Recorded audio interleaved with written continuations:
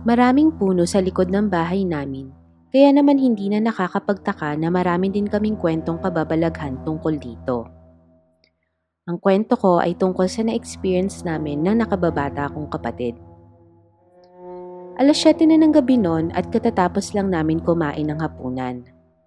Nanonood kami ng TV habang ang kapatid ko naman ay naghuhugas ng pinggan dahil siya ang nakatoka ng mga oras na yon. Meron kaming aso na ang pangalan ay Princess. Habang naghuhugas ng pinggan ng kapatid ko, narinig niya na kahol ng kahol si Princess, kaya sumilip siya sa bintana sa kusina kung saan makikita ang likod bahay namin. Baka kasi may taong nakapasok. Pagkasilip niya sa bintana, ay nagulat siya dahil may isang lalaki na nakasuot ng barong Tagalog ang nakatayo malapit sa mga puno ng saging. Hindi ito gumagalaw at hindi rin maaninag ng kapatid ko ang mukha nito. Kaya naman sa sobrang takot ay huminto muna siya sa ginagawa niya at pumunta sa hapagkainan para maupo.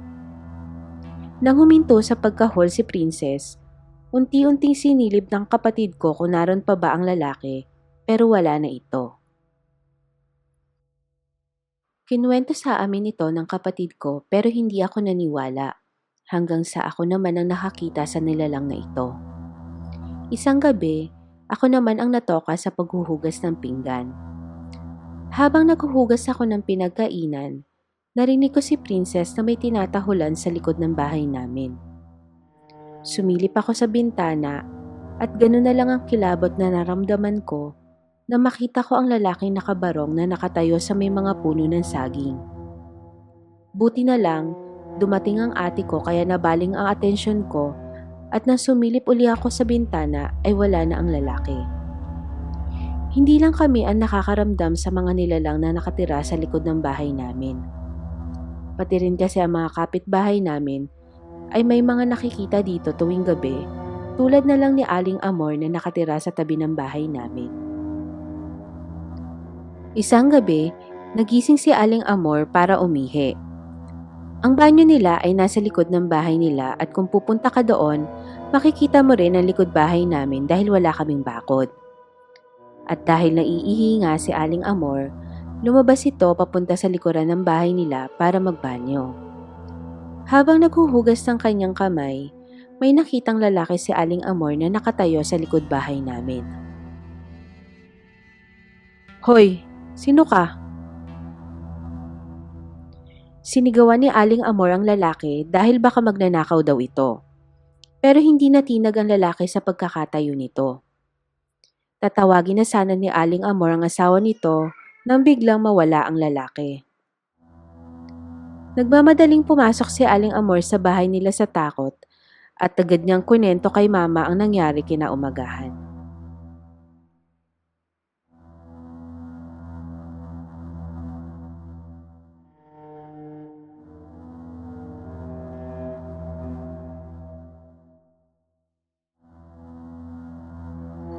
Nangyari ang kwento ko noong 10 years old pa lamang ako. Grade 4 ako noon at kakalipat lang namin sa bago naming bahay. Napapalibutan ng palayan ang bahay namin at malapit din kami sa ilog. Kahit na wala kaming masyadong kapitbahay, masaya pa rin naman dahil malapit lang ang bahay namin sa elementary school kung saan ako nag-aaral. Kaya yung mga classmates ko ay mga kalaro ko din. Meron akong isang classmate na kalaro ko din at siya si Mary Ann. Masaya siya na lumipat kami ng bahay malapit sa school kasi nadagdagan na naman ang mga kaibigan niya. Kapag tapos na ang klase namin, lagi kami nagpupunta sa bahay namin para maglaro kasamang iba pa naming kaibigan. Malaki kasi ang likod bahay namin at may malaking puno ng ipil-ipil kaya naman malilim dito tuwing hapon. Isang araw, habang nasa school kami, kinuwento sa akin ni Mary Ann na napanaginipan daw niya yung bahay namin.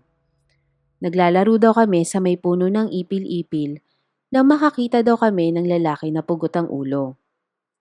Hinabol daw kami nito kaya naman nagising siya na takot na takot. Ilang buwan matapos ikwento sa akin ni Mary Ann ang napanaginipan niya, Nangyari ang hindi ko inaasahan. Gabi noon at mahimbing na ang tulog ng lahat nang maulimpungatan ako. Pakiramdam ko kasi may nakatingin sa akin.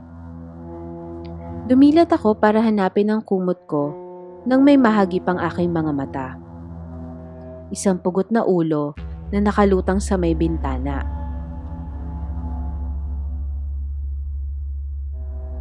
Pumikit ako ulit at dumilat dahil baka namamalikmata lamang ako. Pero nandun pa rin ito, malinaw pa sa umaga. Walang ilaw sa loob ng kwarto namin, pero kitang-kita ko ang detalye ng pugot na ulo na ito, na para bang meron itong sariling liwanag na nagmumula sa kanya. Ang ulo ay pag-aari ng isang lalaki na mukhang sinaunang Espanyol ang itsura. Matangos ang ilong nito at maputi. Dahan-dahan kong inaabot ang kumot sa may paanan ko para magtalokbong, nang biglang unti-unting lumilingon ang pugot na ulo. Ang mga mata nito ay palingalinga sa kaliwat kanan na para bang may hinahanap. Hindi ako makasigaw dahil alam ko matinding palo ang aabutin ko kapag nagising si Papa. Pinagdarasal ko na sana guni-guni ko lang ang lahat. Pumikit ako at paulit-ulit na nagdasal ng ama namin. Matapos ang ilang saglit, sinubukan ko ulit tingnan kung nandun pa ang pugot na ulo at sobrang nanghilakbot ako sa aking nakita. Ang pugot na ulo na kaninang nasa may bintana ay nasa bandang paanan ko na. Nakatingin ito sa akin at dahan-dahan nang umiti. Nagtalokbong ako ng kumot at napaihina sa sobrang takot. Buti na lang at napansin ko na parang lumiliwanag na.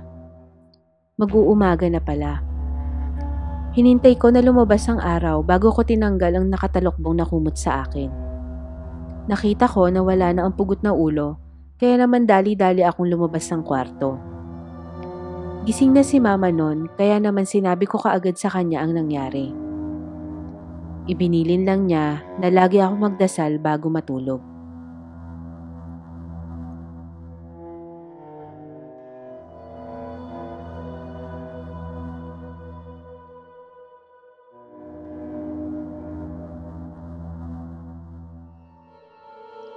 Ang kwento ko ay nangyari nung panahon na na-confine sa ospital ang kapatid ko at naiwan ako mag-isa sa bahay.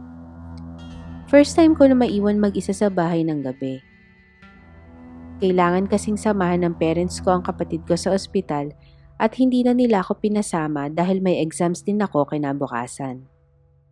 Wala naman masyadong nangyari buong araw dahil busy din ako sa kakaaral at nag-aalala din ako sa kalagayan ng kapatid ko. Habang naghahaponan mag-isa, saka lang nag-sink in sa akin na ako nga lang pala mag-isa ang matutulog sa bahay namin ngayong gabi. Naalala ko tuloy yung kwento ng maid namin dati. Tuwing madaling araw daw, laging may nagtatangkang magbukas ng pinto niya. Nakikita niya kasing umiikot yung doorknob. Buti na lang at lagi daw siyang naglalak ng pinto, kaya kung sino o ano man ito ay hindi siya napapasok tuwing gabi. Dahil ako nga lang mag-isa sa bahay, nagpasya na lang ako na buksan ang TV para hindi kung ano-ano ang naiisip ko. Share ko lang, prone ako sa sleep paralysis at madalas itong nangyayari sa akin lalo na kapag pagod ako or stressed. Sabi nila, kapag inaatake ka daw ng sleep paralysis, madalas ay naghahallucinate ka about paranormal things. Nang gabing yon, inatake ako ng sleep paralysis. Habang hindi ako makagalaw, nakarinig ako ng boses ng babae na humahalakhak sa kabilang gilid ng kama ko. Natakot ako dahil first time ko makaranas ng ganon. At dahil hindi nga ako makagalaw, hindi ko nakita kung sino ba yung babaeng tumatawa. Nang sumunod na araw, dumiretso ako sa hospital pagkatapos ng klase ko para dalawin ang kapatid ko. Tinanong ako ni Papa kung meron daw ba akong niyayang friend o kapitbahay kagabi para makasama ko sa bahay. Wala po pa. Nakasurvive naman po ako mag-isa kagabi.